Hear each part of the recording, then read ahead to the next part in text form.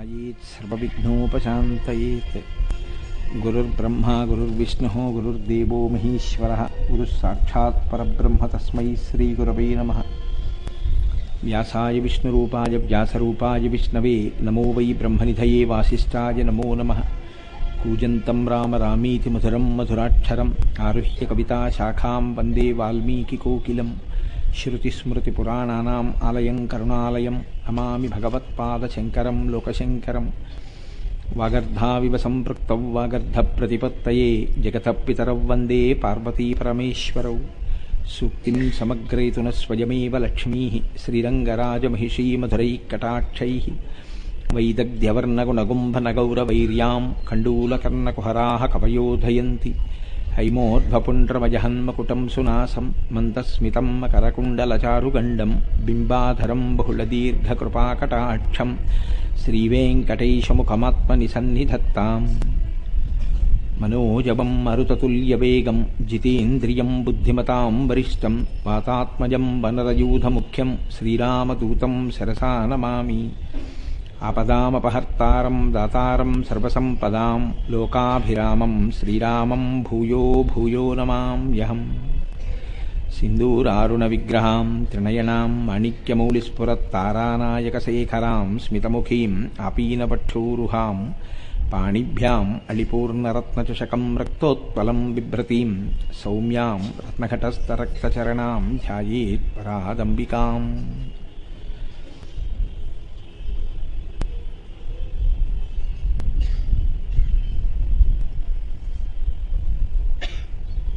ज्ञानानन्दमयं देवं निर्मलस्फटिकाकृतिम् आधारं सर्वविद्यानां हयग्रीवमुपास्महे।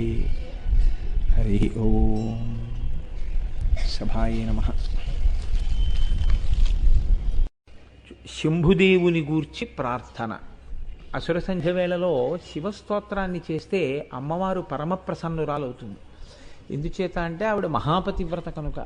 ఆవిడ భర్త గారి గురించి నామం ఎక్కడ వినపడుతుందో అమ్మవారు అక్కడ పరమ ప్రశాంతిని గొప్ప ఆనందాన్ని పొంది భక్తుల ఎడల పరమప్రీతిని పొందుతుంది. కనుక చక్కగా మనం శంభుదేవుని యొక్క ప్రార్థనతో ప్రారంభం చేద్దాం. జయపాలనయన శ్రీతలోలనయన సితశైలనయన శర్వా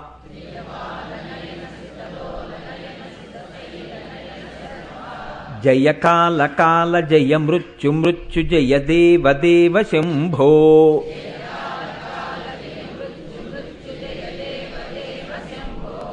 జయ చంద్రమౌళిన మదీంద్రమౌళిమణి సాంద్రహేళి చరణ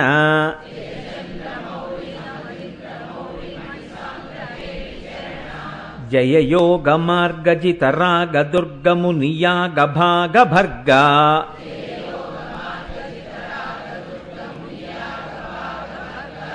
జయ స్వర్గవాసి మతివర్గభాసి ప్రతిసర్గ సర్గ కల్పా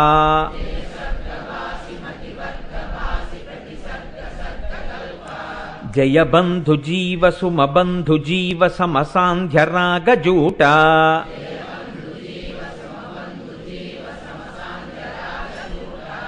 జయ చండ చండతర తాండవోగ్రభర కంపమాన భువన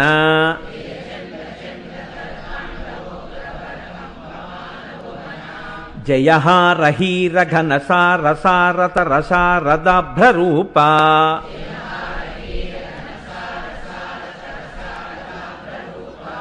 జయ శృంగి శృంగి శృతి భృంగి భృంగి భృతి నంది నంది వినుతి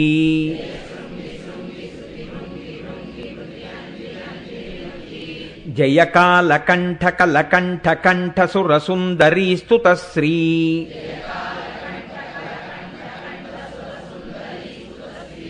జయ భావజాత సమభావజాత సుకళాజిత ప్రియాహ్రీ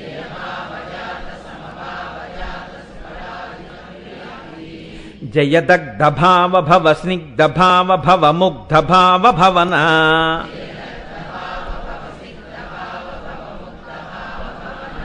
జయ రుండమాలి జయ రూక్ష వీక్ష రుచిరుంద్ర రూప రుద్రా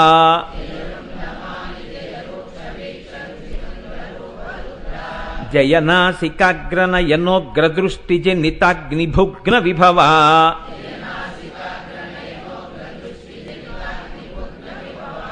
జయ ఘోర ఘోరతరతాపజాపతప ఉగ్రరూప విజిత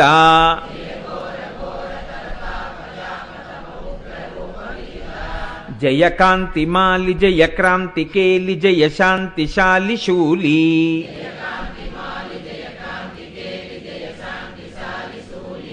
జయ సూర్య చంద్రశిఖి సూచనగ్రనయలోచనగ్ర ఉగ్ర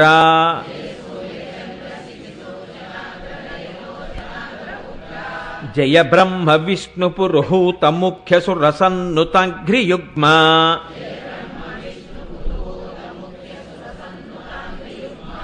జయ ఫాల నేత్ర జయ చంద్రశీర్ష జయ నాగభూష శూలి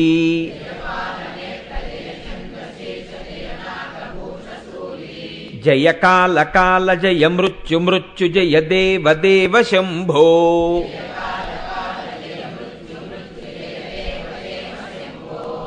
లలితావిర్భావమునకై దేవతల ప్రార్థన. విశ్వరూపిణి సర్వాత్మే విశ్వభూతైకనాయకీ లలితా పరమేశాని సంవిద్వహ్నే సముద్భవ అనంగరూపిణి పరే జగదానందదాయిని లలితా పరమేశాని సంవిద్వహ్నే సముద్భవ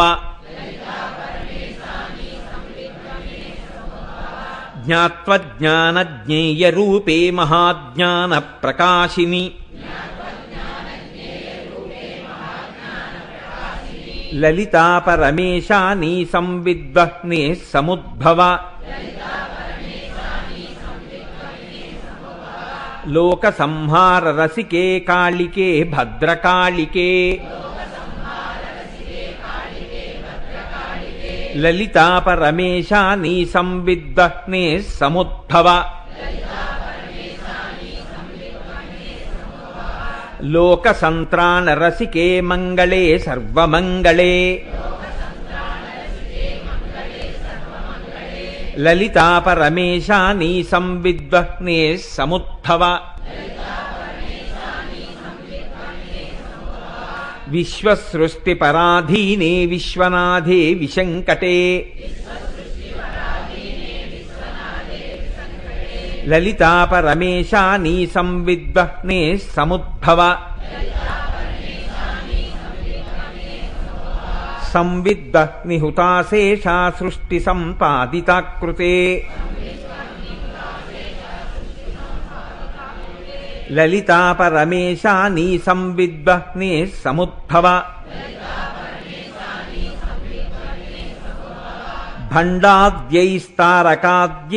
భండాద్యైస్తారకాద్యైశ్చాపీడితానాం సతాం ముదే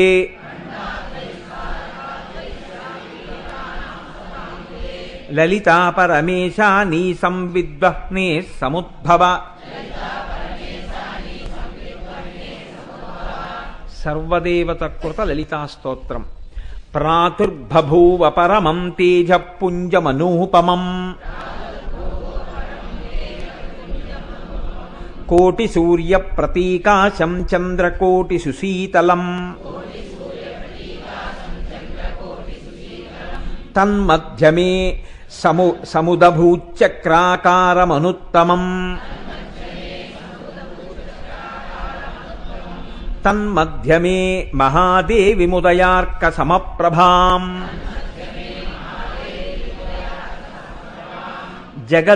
జగదుజ్జీవనాకారాం బ్రహ్మ విష్ణు శివాత్మికాం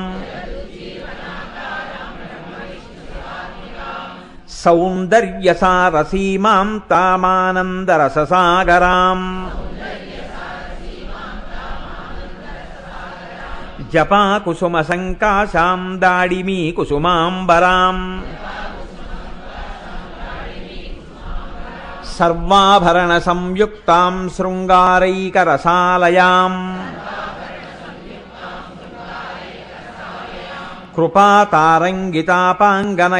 కృపాతారంగితాపాంగనయనాలోకకౌముదీం పాశాంకుశేక్షుకోదండ పంచబాణలసత్కరాం తాం విలోక్య మహాదేవీం దేవాః సర్వే సవాసవాః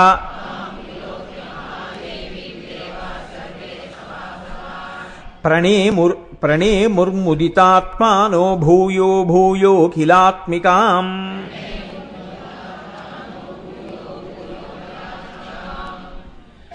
ఈ శ్లోకాల గురించి ఇప్పుడు నేను ప్రస్తావన చేయడం కన్నా ఎలాగో ఉపన్యాసాంతర్గతంగా శ్లోకాలకి సంబంధించిన విశేషం వస్తుంది కాబట్టి నేను అక్కడ ప్రస్తావన చేస్తాను. దాని యొక్క వైశిష్ట్యం ఏమిటో మీరు తెలుసుకుందరు. కానీ మహోత్కృష్టమైనటువంటి స్తోత్రం బ్రహ్మాండ పురాణాంతర్గతం. అది ప్రతిరోజు దేవస్థానంలో కూర్చుని అసుర సంధ్య వేళలో ఇంతమందివి కలిసి పారాయణ చేయడం వల్ల, ఇంతమందివి కలిసి చదవడం వల్ల భగవంతుని యొక్క కృపాకటాక్షములు మన యందు ప్రసరించేటటువంటి అవకాశములు పుష్కళముగా ఉంటాయని ఋషిప్రోక్తము కనుక నమ్మి విశ్వాసంతో ప్రతిరోజు అసుర సంధ్య వేళలో వీటిని అనుసంధానం చేసి అందరం కలిసి పఠించిన తరువాత ప్రసంగాన్ని ప్రారంభం చేస్తూ ఉంటాను. ఈసారి ప్రసంగాలలో లలితా సహస్రనామ స్తోత్రమును గూర్చి కొన్ని మాటలు చెప్పుకోవాలి అని చెప్పి అనుకున్నాం. లలితా సహస్రనామ స్తోత్రం మిగిలినటువంటి సహస్రనామ స్తోత్రముల వంటిది కాదు. దానికి ఒక ప్రత్యేకత ఉంటుంది. ఎందుచేత అన్న ప్రశ్నకి ఒక్కటే జవాబు. మిగిలినటువంటి సహస్రనామములలో చాలా సహస్రనామములు వ్యాసప్రోక్తములు. ఒక్క లలితా సహస్రనామ స్తోత్రం మాత్రం వ్యాసప్రోక్తం కాదు, వ్యాసుడు చెప్పినది కాదు. వసిన్యాది దేవతలు చేసినటువంటి స్తోత్రాన్ని వ్యాస భగవానుడు బ్రహ్మాండ పురాణంలో మనకి అందించాడంతే. అది సాక్షాత్తుగా అమ్మవారే అనుగ్రహించి వసిన్యాది దేవతల చేత పలికించింది శక్తినిచ్చి. అందుకని ఇది అమ్మవారే శక్తినిచ్చి పలికించి అమ్మవారే ఫలశ్రుతి చెప్పింది దానికి. ప్రతిరోజు ఈ స్తోత్రాన్ని చదివితే ఏం జరుగుతుంది అన్న విషయాన్ని అమ్మవారు స్వయంగా చెప్పింది. ఎక్కడ చెప్పింది అంటే ఒక పెద్ద దేవతా సభలో చెప్పింది ఆవిడ. అందుకే లలితా సహస్రనామముతో తుల్యమైనటువంటి సహస్రనామ స్తోత్రాన్ని చెప్పడం కష్టం అంటారు పెద్దలు. అందులో ఒక్క అక్షరం కూడా మీరు వెతికి చూద్దామన్నా అనవసరమైనటువంటి అక్షరములు ఏవీ కనపడవు. అవి వసిన్యాది దేవతలు అమ్మవారి అనుగ్రహంతో ఆ స్తోత్రాన్ని చెయ్యడమే దానికి ప్రధానమైన కారణం.